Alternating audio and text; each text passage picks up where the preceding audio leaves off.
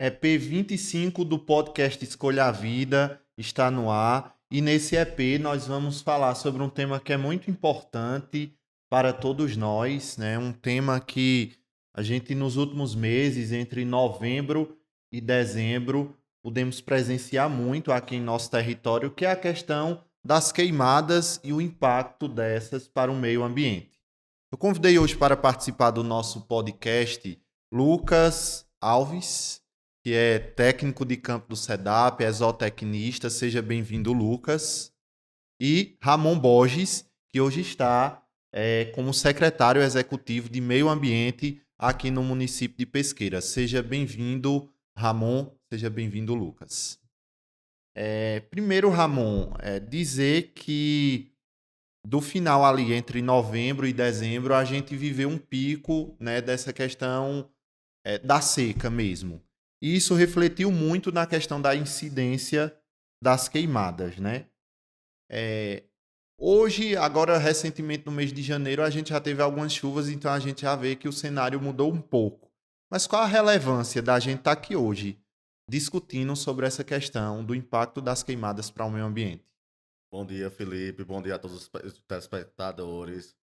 Felipe, é de suma importância, porque a gente até fez algumas propagandas da gestão durante os 4 anos anteriores, divulgando principalmente a Lei 14.944, que é uma lei recente, é uma lei do ano de 2024, no qual ela justamente regulamenta as queimadas controladas.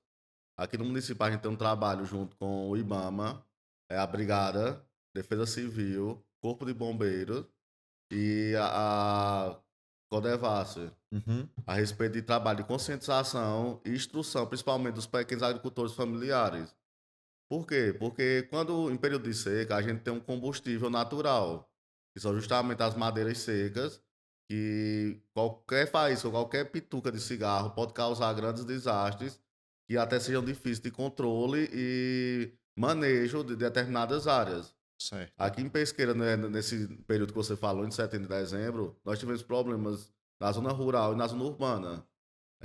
Habitantes que moravam, por exemplo, em zona urbana, que tinham um terreno particular, que não mandavam carpinar seu mato, iam lá e tocava fogo.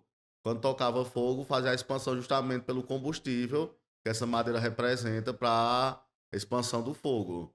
Que é mesmo que o fogo funciona através de dióxido de carbono e oxigênio. Então, esses matos secos são matérias-primas justamente para a expansão de fogo.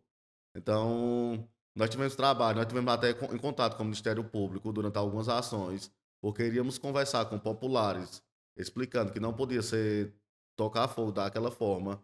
Quando quisesse tocar fogo ou roçar o mato, entrasse em contato com a gente da prefeitura para a gente fazer algumas ações de mitigação, evitando a expansão do fogo e ser uma queimada controlada. E Uhum. muitos dos moradores não nos escutavam. Então, o que a gente fez? A gente entrou em parceria com o Ministério Público, eles mandaram ofício para a gente, e a gente, quando ia conversar com a população, a gente mostrava o ofício do Ministério Público. E dizia, olha, aqui já é a terceira vez que a gente estava em dialogar contigo. Isso no mesmo espaço Isso. acontecia. E é a terceira vez que a gente estava em dialogar contigo, e tu não está cumprindo o que manda a lei. Se acontecer novamente, quem vai vir agora vai ser a justiça. Uhum. Então, quando falava de justiça, é que o pessoal parava e dizia, não, realmente eu não posso fazer isso. A gente teve, por exemplo, nesse período que você fala de setembro a dezembro de 2024, queimado na área como um todo em torno de 300 hectares, o que Nossa. é um volume assustador. Como vocês conseguiram mensurar isso? Porque como a gente a gente tem em torno de 60 pessoas trabalhando nesse controle, junto com a Brigada e o IBAMA, principalmente, que foi uma equipe que foi formada na área indígena, mas que serve todo ao município. Certo. Então, através disso, a gente consegue dimensionar algumas áreas que foram queimadas. Através até do próprio socorro, com algumas expansões de queimadas. Então, a gente tem essa dimensão de em torno de 300 hectares que foram prejudicados por conta de queimadas irregulares.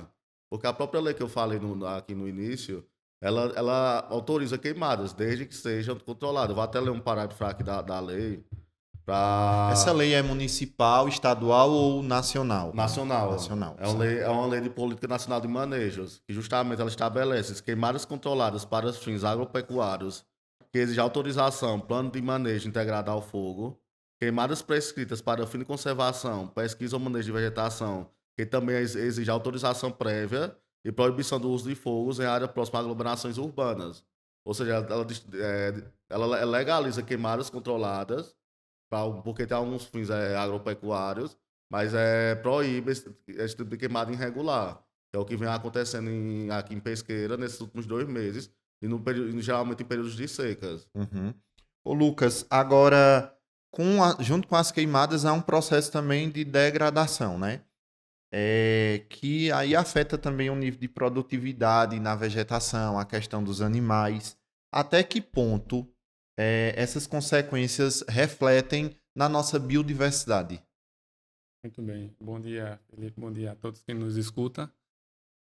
Com relação, né, a esse processo aí de desmatamento, em seguida, esse processo de queimada, a gente vê, né, a nível do solo, né, e a flora, que tem essa questão de perca de nutrientes, né?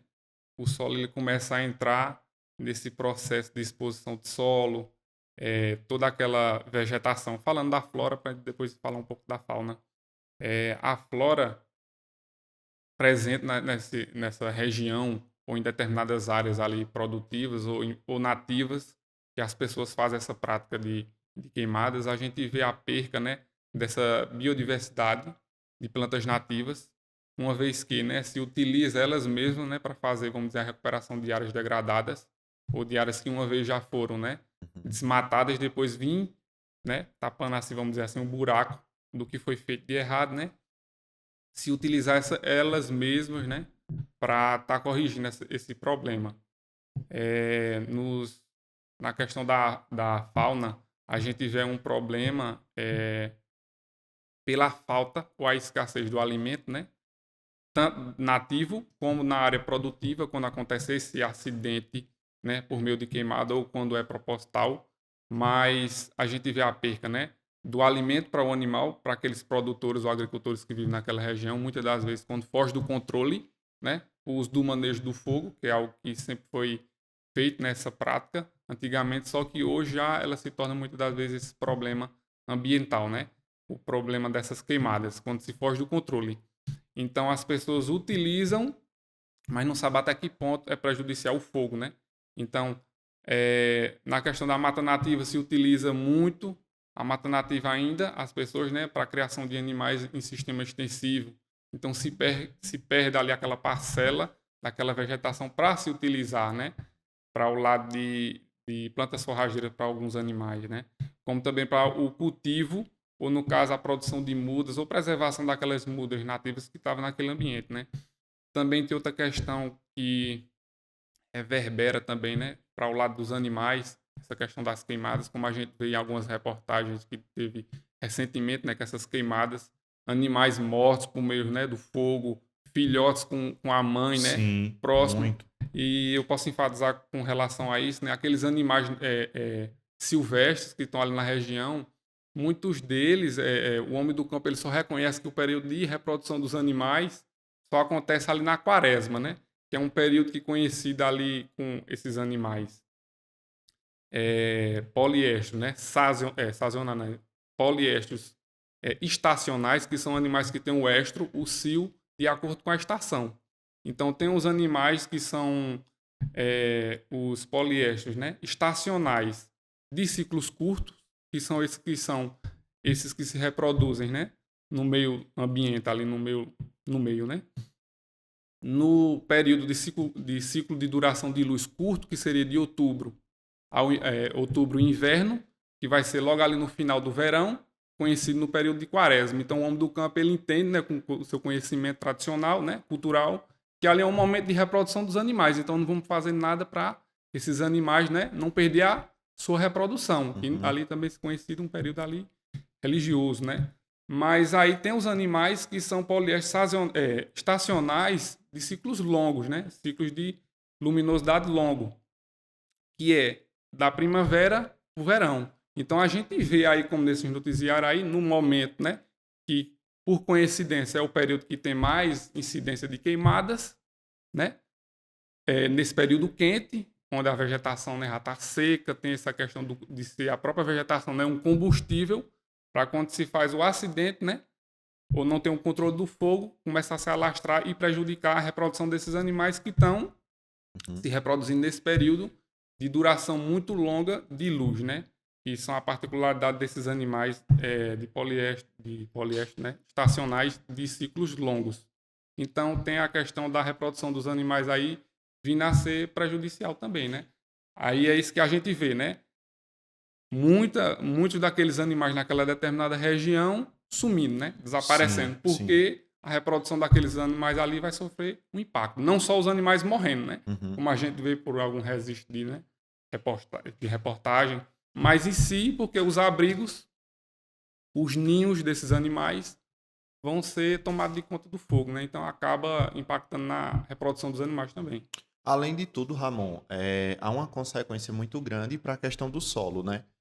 A gente, recentemente, aqui em Pesqueira mesmo, aqui a Serra do Ororubá, a gente via aqui da cidade a quantidade de fogo, né? E aí a brigada correndo, a defesa civil correndo, locais de difícil acesso. E aí a gente vê agora, a gente já está em fevereiro, e a gente vê que com as chuvas que deram, houveram áreas que estão bem verdes já, né? A mata já conseguiu acordar. Já um pedacinho ali da mata, onde foi queimada, a gente vê que o solo, até o próprio solo ficou aquela cinza das queimadas, né? Isso é um prejuízo muito grande para o solo, inclusive para o próprio produtor, não é isso? Isso é como completando aqui a fala de Lucas, tanto a respeito da fauna quanto da flora.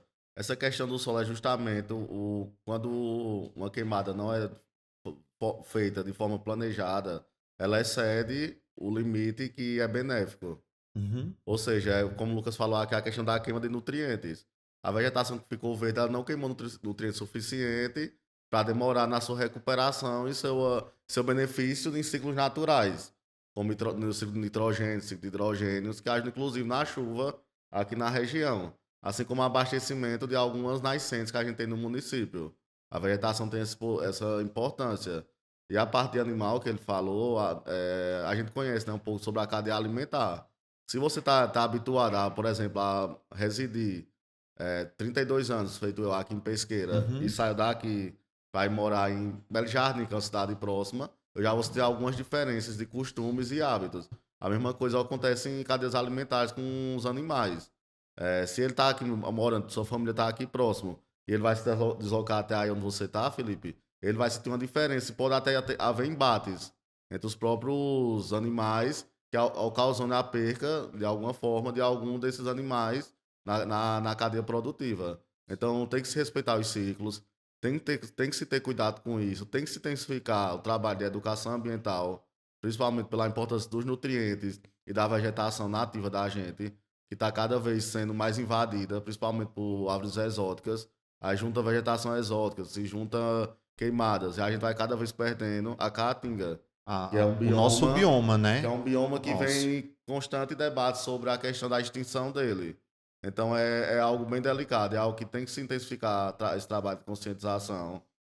Nós temos, como o Lucas falou aqui durante essa conversa, a questão justamente dos costumes dos antigos agricultores. Que é difícil educar um antigo agricultor, que realmente eles têm até às vezes mais conhecimento prático do que a gente, Uhum. mas precisa ter algum cuidado, principalmente esse cuidado dessas queimadas, para mostrar a ele alguns índices, feito eu trouxe aqui algum dado dos 300 hectares, que se ele não tiver cuidado, ele vai terminar sendo o próprio prejudicado. Além de tudo, acidentes, né? Porque Isso. há uma alta incidência de acidentes com pessoas a partir desse movimento de queimadas, né?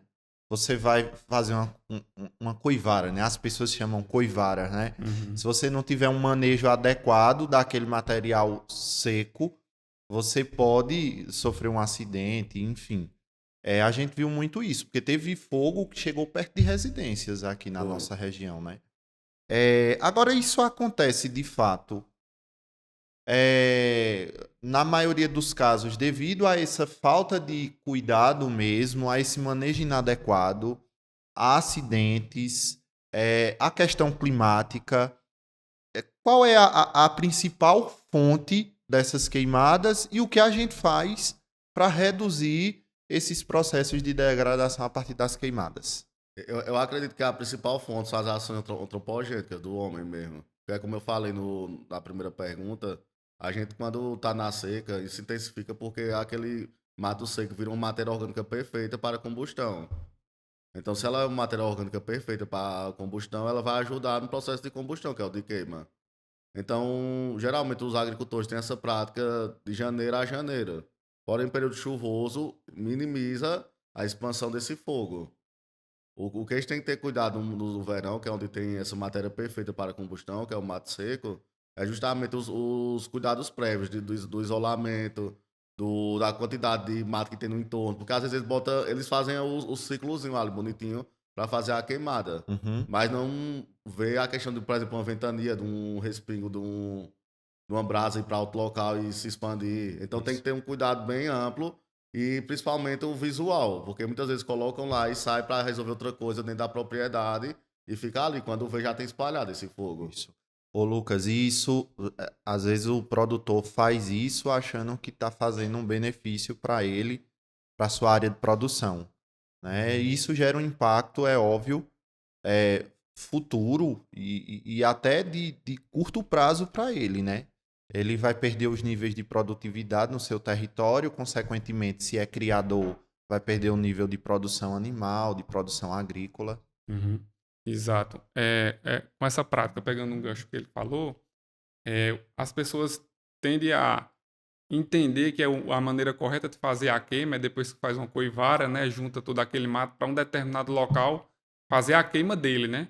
Mas aí também tem essa preocupação, né, que muitos deles não se atenta para a questão de, né, sair um pouco ali, esse fogo se alastrar para outro canto, se naquele determinado momento ali, se tem outro mato ali, né, ao redor, a brasa passar para o outro lado, o vento, né, auxiliar para passar esse transporte.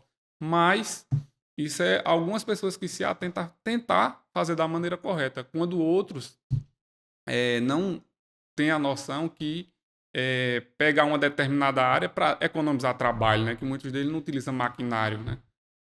Às vezes é no braço mesmo, né? Pega toda aquela área, depois que roça todo aquele mato, coloca o fogo ali e bota para alastrar tudo mesmo, toda aquela área, e aí entra um problema grande para ele, né? Quando ele pensa que vai se beneficiar, porque ele diminuiu a sua mão de obra, né? Em vez de estar juntando todo aquele mato para colocar no local e fazer a queima, coloca e se alastra tudo. Aí então vai ali, né? Todo esse componente do extrato, né? Da vegetação, o arbóreo, o arbustivo, né? Então vai tudo para o fogo. Então aí o solo fica completamente descoberto, né? Uhum. Então esse solo aí já não vai ter mais tanta eficiência como teria há alguns anos. No máximo, aí 2 anos as pessoas têm alguma resposta de solo, né? Cultivando algumas plantas, né? Ou algumas culturas aí para a produção animal, ou até mesmo algumas monoculturas, né? Anuais aí para o seu consumo próprio. Mas só vai dar, no máximo, 2, 3 anos ali a pulso e não tem alguma recuperação de nutrientes do solo, não faz nenhum manejo de adubação, nada. Aquele solo vai ficar descoberto, aquela vegetação de um extrato mais arbóreo foi para o fogo também, né? Então fica toda aquela área descoberta. Se eu fosse usar um exemplo agora para a gente entender como isso é prejudicial, além, né, de questão de nutriente, estado físico do solo, a gente vê o princípio das mudanças climáticas, né? O aumentar da temperatura em determinada região. Se a gente fosse pegar essa área que uma pessoa fez essa prática de desmatamento ali, né? Só baixou o mato, tocou fogo e desmatou tudo. Aí tá uma área limpa e tem um olho d'água próximo. Tem uma área que a pessoa deixa a área preservada, tanto aquelas plantas, né, daninhas ou a vegetação nativa de pé, e tem um olho d'água. Qual dos dois, no período agora de primavera e verão, ia esquentar, baixar mais o nível da água, né? Uhum. Se sabe que o que está totalmente descoberto, aquele solo ao redor, porque não tem nenhuma vegetação ali de pé para fazer essa proteção do solo, né? Reter mais umidade, diminuir, né, a incidência da radiação no solo. Então, aqui tem a vegetação, está mais preservada, deixou algum componente arbóreo de pé e eliminou aquele extrato mais baixo, que é o que ele ia cultivar, né? Mas preservou. Então, aquela retenção de água vai o beneficiar. Pelo contrário, para aquele outro que devastou tudo, né? E tem aquele olho d'água, principalmente a água, que é uma fonte, né? Primordial, vai se baixar e ele vai acabar se prejudiciando, né? Então, tudo de negativo que se faz em relação ao meio ambiente nesse processo de queimada, a gente tem uma cadeia aí. Porque se de repente há esse processo de degradação a partir das queimadas. O solo vai ficando infértil, vai ficando sem cobertura. O que vai acontecendo, pelo que eu entendi já nas falas de vocês, é um processo de degradação, solo infértil, solo descoberto, pode acontecer erosão, pode acontecer deslize, porque se o solo está sem cobertura nenhuma, aquele solo vai ficar ali ocioso. Pode haver o arrasto de dejetos também, né? Isso vai prejudicar as cidades, vai haver redução das nascentes de água. Então a gente pensa que a queimada afeta só na hora que está queimando o fogo. Beleza, mas tem toda uma cadeia pós-queimada, né? Com isso. Isso. É porque com essa perda dessa vegetação, a gente perde o benefício da vegetação, que é a transpiração, evapotranspiração e a infiltração no solo. Uhum. Que é onde, além da queimada prejudicar na perda de nutrientes, ela também deixa de captar nutrientes por conta das vegetações. Então ela não perde só nutriente naquele momento. Ela perde também após o momento, feito essa área que você falou, que está preta na serra e outra que está ficando verdinha. Ela perdeu o processo da benefício natural da vegetação para aquela região e para se alimentar, lençóis freáticos, nascentes. Então é toda uma cadeia que se perde, às vezes até como o Lucas falou, por meio comodismo. Que aqui os problemas que a gente teve aqui em Pesqueira, na zona urbana, na verdade, foi justamente proprietários de imóveis, de terrenos, que não queria contratar uma pessoa para fazer a capinação no seu mato e aproveitavam para tocar fogo. Sim. Mais fácil, mais rápido. Isso. Né? Então isso prejudica até quem mora no entorno, quem tem problema de asma, que mora próximo. Tem uma série de cadeias que são prejudiciais por um ato impensável. Uhum. Agora, você falou uma coisa em uma das suas falas que é muito importante. Aquele agricultor que já está acostumado com aquela prática, é muito difícil de você trabalhar, de você mostrar que o caminho que ele aprendeu é cultural, mas foi um caminho que a prática em si leva a um desastre natural. E aí vocês veem que hoje o caminho é a gente fazer um processo de educação ambiental a partir das nossas crianças e jovens, para esse entendimento sobre o manejo adequado do solo, da vegetação, sobre o cuidado com as matas. Com certeza. Eu acho que o primeiro caminho sempre é a educação. É sempre a educação, a conversa, o diálogo, a proximidade, até com uma coisa que foi muito benéfica para a pesqueira, foi a questão da brigada do IBAMA instalada aqui. Porque eles têm proximidade com os mais antigos, né, em regiões de zonas rurais. Então essa proximidade, não só da prefeitura, como do SEDAP, como de pessoas que estão à frente, feito a brigada, é de suma importância, que o processo educativo, ele é um trabalho de formiguinha. Você vai cada dia dando um passo para tentar chegar a alguma coisa. Mas, como no exemplo que eu citei aqui na zona urbana, às vezes é bom você também partir, às vezes, para a questão da punição.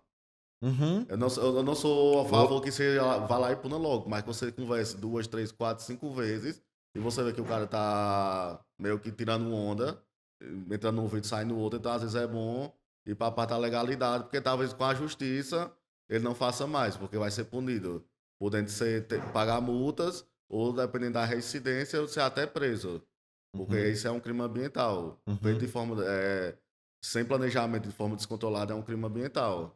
Então tem esses dois viés. O principal é a educação. Começa nas escolas, começa no diálogo próximo. Eu vou lá na área rural, começar a conversar com o proprietário sobre isso. Nas associações já para rurais. aprender um pouco sobre o manejo dele, tentar agrupar de alguma forma. Isso. Mas tem esses dois viés para tentar realmente minimizar o impacto do meio ambiente. Porque no termo sustentabilidade, o meio ambiente sempre fica por último. É sempre a questão do capital puxando o social, que também tem sua importância, mas o meio ambiente sempre é aquela âncora do termo sustentabilidade. E que se não for ele, essas outras questões, elas Não andam. empancam, né? Se você não tiver um meio ambiente de fato seguro para as pessoas, vai ocasionar em questões sociais, conjunturais e etc, né, Lucas? Eu acho que a parte realmente da reeducação das pessoas mesmo, principalmente daqueles que estão ali, posso fazer essa colocação, um pouco verdinho, né? Sem tanta experiência sobre. Quando a gente vai falar daqueles mais velhos, né, que já tem uma experiência ali, fica um pouco difícil a gente desconstruir, né? Aquela vivência que ele tinha e de entendimento ali do solo, né? Então, parte aí dos mais jovens também a gente vem trabalhando e também se adentrar nessa linguagem dos mais velhos e tentar, aos poucos, né, esse trabalho de formiguinha mesmo, a gente ir convencendo e auxiliando as pessoas da importância dessas práticas, né? E como eu falei um pouco mais atrás, isso aí é um dos princípios, né? Um dos motivos de mudanças climáticas, né? A queima dessa vegetação de forma acidental ou proposital, a gente sabe que libera muito, né, o dióxido de carbono, não só por isso, por essa queima, né, aqui falando do âmbito rural, né, mas o âmbito urbano é onde propicia mais ainda essa questão, né, de gases de efeito estufa, né, e são emitidos para a atmosfera e provoca essa questão de mudanças climáticas, né. Mas quando a gente fala para as pessoas aí nessa pegada assim de reeducação ambiental, eu costumo frisar mais a questão do reflorestamento e dizer que, ó, como a gente pode amenizar essa questão das mudanças climáticas é realmente isso que você está colocando para baixo, a vegetação. Colocando é para baixo, porque ela fixa esses gases, né? Ela fixa o nitrogênio e coloca via, né, todo o seu sistema radicular ali no solo. Então, a vegetação, ela faz esse papel, né? Hoje o mundo está correndo atrás, né, do prejuízo que foi, por conta do capitalismo, né, introduzido, né? Essa prática de produção, produção, produção em todos os segmentos. E a gente falar isso na linguagem ali daquela pessoa do campo também, que tem essa perspectiva de produzir algo, né, do seu interesse, mas que muitas das vezes acaba deixando a questão ambiental de lado, né? É uma das coisas que menos se importa, mas é a que hoje mais se importa para a gente correr atrás, né, desse prejuízo que é o problema de mudanças climáticas, né? Aquecimento global, e é por meio da natureza que a gente tem como recuperar isso, né? E completando assim, Felipe, só o que o Lucas disse, assim, a questão é justamente se você está queimando, está fazendo esse tipo de coisa, você está perdendo o principal que o Brasil, principalmente o brasileiro, tem, que é riqueza em matéria-prima. Então a gente tem que ter cuidado, fazer as coisas de forma planejada para manter nossa riqueza em matéria-prima. Porque senão é um cadeia de neve, é E uma bola de neve, a nossa né? própria Caatinga, ela é muito rica em biodiversidade, né? Isso. Mas aí a gente tem aquela região ali do sertão, eu não sei se é sertão do Araripe, que já vive um processo de desertificação, né? Devido a essa questão da má utilização dos recursos naturais do bioma, né? Um excesso de retirada de árvores daquele ecossistema para abastecer grandes indústrias. E aí hoje a gente vê lá que o solo está empobrecido e assim, outros municípios aqui de Pernambuco já estão dentro do mapa dos processos de desertificação, né? Isso. Devido a esse manejo inadequado. Ramon, mas quem procurar para... Às vezes a população quer denunciar, às vezes a população quer entender mais um pouco sobre esse processo, sobre o que não fazer. Quais são os caminhos? De repente, o vizinho lá tocou fogo no mato.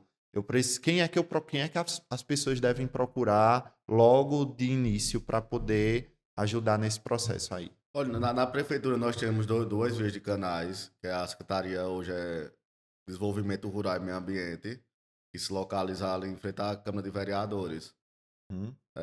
Ali as portas estão abertas, eu posso até disponibilizar meu número, e o número da secretaria também. E tem a Defesa Civil, que é com o Kleber, que tem um contato muito sólido com a questão da brigada do IBAMA. Então a gente pode organizar através até de diálogo em escolas públicas e privadas. A gente já está em conversa com o Danilo para colocar esses projetos para frente. Mas as escolas privadas que quiserem diálogo desse trabalho de conscientização, levando a equipe, mostrando alguns incidentes e os problemas que nós estamos debatendo aqui. E aqui a gente está à disposição para trabalhar junto com a população. A gente quer o bem geral, social, ambiental e econômico. Mas precisa muito do trabalho coletivo. Uhum. Não adianta também aqui na ponta estar sendo feito um trabalho e lá atrás também não haver esse trabalho da população. E o SEDAP, nesse inteirinho, como é que tem trabalhado junto às comunidades rurais que atende justamente nessa linha do manejo da vegetação? A gente parte aí do princípio de realmente entender a importância de onde a gente está, né? A gente está dentro do semiárido, né? A gente está dentro desse bioma caatinga E muitas pessoas, né, que não são daqui do nosso território, diz que aquela região ali realmente ela é fadada à pobreza, né, aos problemas socioambientais, né, de miséria, escassez de água e tudo mais. Mas a gente vem trazendo e vem trabalhando essa questão que o semiárido tem jeito. Tem muitas práticas que a gente pode ter uma convivência com o semiárido. A gente trabalha muito isso, né, tanto nas questões de mudanças climáticas, recursos hídricos, né, e também dentro da produção sustentável, a produção de monocultura, né, tanto da produção vegetal como da produção animal, né, que é culturalmente, né, tradicional. O homem do campo, né, tem uma diversidade ali, né, de produção, né, é animal, é vegetal, várias espécies de animais, várias espécies de culturas ali, para ter um meio de vida, né, mais digno. E a gente vem trabalhando nisso e sempre enfatizando que tem jeito, tem solução para viver bem, né, e amenizar um pouco mais todos esses problemas, né, sócio e ambientais. Eu queria agradecer a Ramon, queria agradecer a Lucas pela participação no nosso podcast. Dizer, Ramon, que nós do SEDAP estamos à disposição para dialogar com a Secretaria do Meio Ambiente, Secretaria de Agricultura. Também dizer que esse espaço aqui é justamente para a gente fazer esse processo junto à população também de conscientização, de educação. O podcast é esse espaço de comunicação que a gente está para dialogar com a sociedade sobre esses mais variados temas. Então, muito obrigado pela sua participação. Lucas, muito obrigado. Aos nossos parceiros e colaboradores do trabalho do SEDAP, nós também agradecemos. As comunidades rurais que são acompanhadas pelo SEDAP, fica o nosso abraço. E a todos vocês que acompanham o nosso podcast Escolha a Vida, até a próxima.